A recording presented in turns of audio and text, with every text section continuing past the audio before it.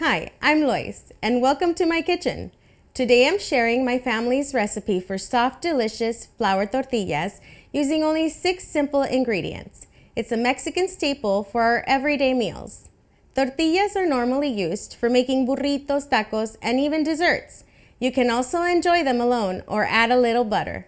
A quick shout out to my tia 𝐷𝐵 for letting me share her secret recipe. Now let's get to it.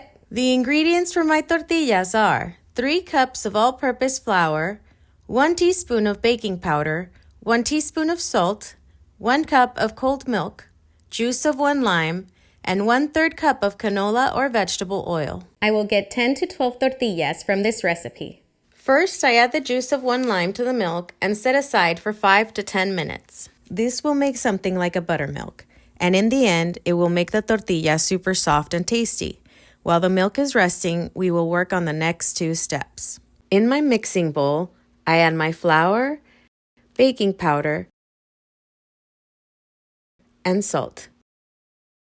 I then whisk all my ingredients until they are well combined.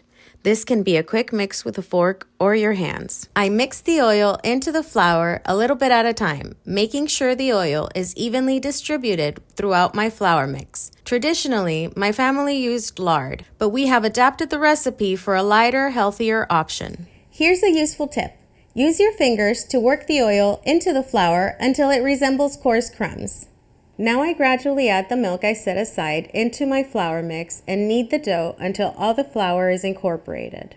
I now transfer the dough to a lightly floured surface and knead it for about 5 minutes.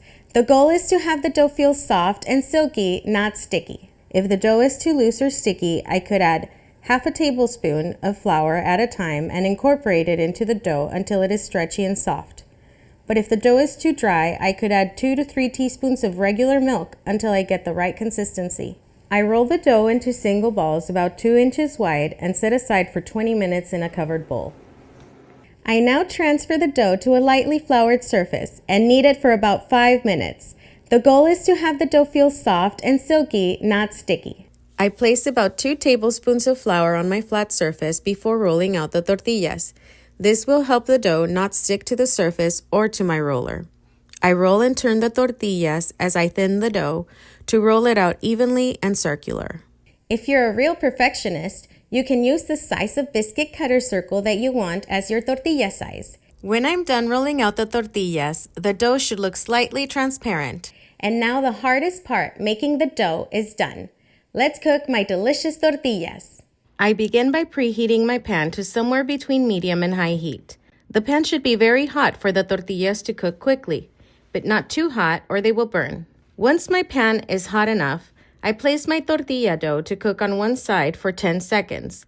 You should see the tortilla start to blister. Then I flip the tortilla to the other side. I use my fingers, but you should use a spatula. I won't judge you. Once it is flipped the first time, wait for the tortilla to blister all the way. Once I see the whole tortilla has blistered, I flip it again. After the second flip, I make sure this side blisters and puffs up completely. If you like your tortilla a little more cooked, feel free to flip it one more time and toast it to your liking. Just don't tell my tia 𝐷𝐵. She'd say I taught you the wrong way.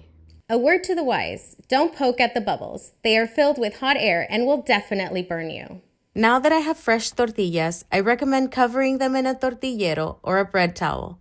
If you don't have one handy, you may cover them with a clean kitchen towel. If you have any leftover tortillas, you may save them in a gallon Ziploc if they fit and put them in the fridge. Now to try our delicious tortillas. ¡Qué rico! Let me know how yours turned out. I'd love to hear about it in our comments. Please remember to subscribe and follow for more delicious Tex-Mex recipes. ¡Hasta luego!